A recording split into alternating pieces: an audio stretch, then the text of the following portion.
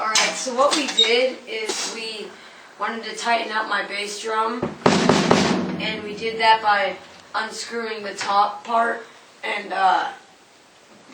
we just put a pillow in there that I was never going to use again. And so now it seems really tight, and a lot of people already knew that, but I'm going to test it out because I haven't tested it yet, and I kind of wanted to capture it. So here we go.